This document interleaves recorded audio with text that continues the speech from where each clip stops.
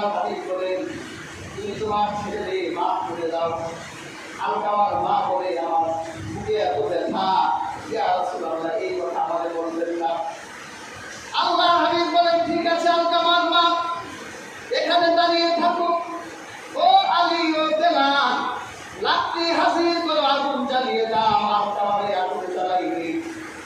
আলকামার মা চোখের পানি ছেড়ে দিয়ে বলে, ইয়া রাসূলুল্লাহ, আমি মায়ের সামনে আমার সন্তান কাঁদতে শুরু করে আগুন জ্বালাই দিলেন। কেমনে জ্বালাই দিলেন ইয়া রাসূলুল্লাহ? এই সন্তানের জন্য আমার কত কষ্ট, কত রাত আমি জেগেছি। আল্লাহ হাবিব বলে, আলকামার মা, দুনিয়ার আগুন সহ্য করতে পারস না, আর তোর ব্যথা দিয়ে যদি তোর সন্তান আখিরাতে দরজা হয়ে যায়, তাহলে এই ব্যথার কারণে তো তোর আলকামাকে আল্লাহ জাহান্নামের আগুনে জ্বালিয়ে দিবে। ইয়া রাসূল, আপনি কত কষ্ট দিলেন, কত কষ্ট দিলেন, পৃথিবীর শ্রেষ্ঠ কষ্ট দেওয়ার পরে যদি একবার মা বলে যাচ্ছেন, দেখবেন মায়ের কষ্টটা আপনার জন্য ভুলে গেছে। আর যারা আছে তাদের কষ্ট দিতে হবে না, সাথে আঘাত লাগবে, তোমার জন্য কষ্ট সব বন্ধ করে দেবে।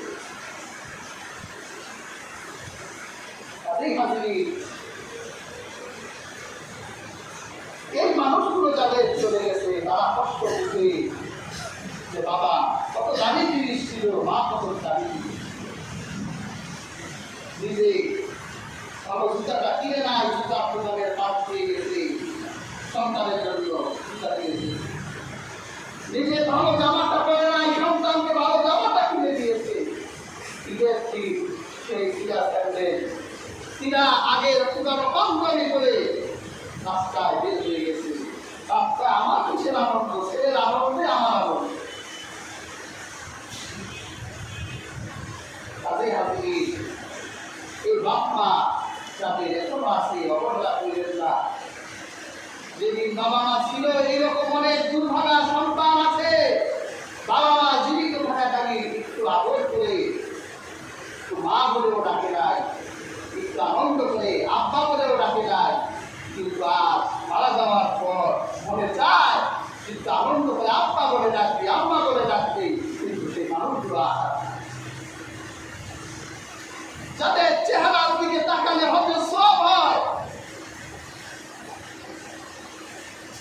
আজ সেই বাবা মা যারা হারিয়ে ফেলেছে, তারাই বুঝে বাবা মা যন্ত্রণা কি, বাবা মা কাজী হাসি। এই সম্পদ যাদের আছে, সম্পদকে কাজে লাগা, এই সম্পদগুলোকে কাজে লাগা। আল্লাহ বাবা মাকে জীবন্ত দাবা বানিয়ে দিয়েছে। রাসূল বলেছে 100 বার করে বাবা মার চেহারা থেকে তাকালে আল্লাহ ওদের করে। সেই জন্য আমি একটা বাবা মা নিয়ে রেখেছি, ওই চেহারায় নজর দিলে, ওই চেহারায় নজর দিলে হজের সওয়াব পাওয়া যায়।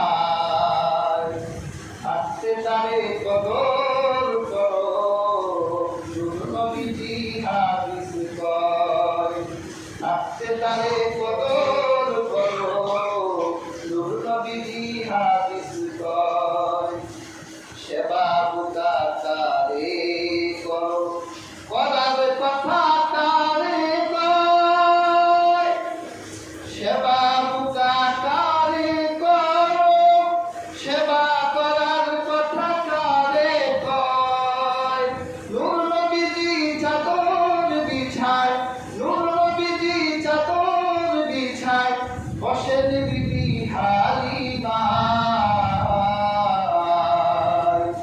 থাকতে তারে কদর করো, নূর নবীজি হাদিস কয়। বেহেশতেরই তার বলা হয়, এমন কদর কারো নাই। যেই সম্মান নবী দিলেন, সে তো তোমার বাপ মায়। থাকতে তারে কদর করো, নূর নবীজি হাদিস কয় বাবা আমার সেবা করি ওলিউল্লাহ হওয়া যায় থাকতে তারে ভক্তি করো ওহু যেন মারে কয় ধ্বংস হবি পদে পদে ধ্বংস হবি পদে পদে দুঃখ পাবি সব জায়গায় থাকতে তারে কদর করো নূর নবীজি হাদিস সে আপনি বাবা মা কদর করে বাবা মা কদরের করার জন্য আল্লাহ মা আপনার জান্নাতের রাস্তা খুলে দিতে পারে। আল্লাহ তাআলা আমাদের প্রত্যেককে বাবা মার কদর করার তৌফিক দান করুন।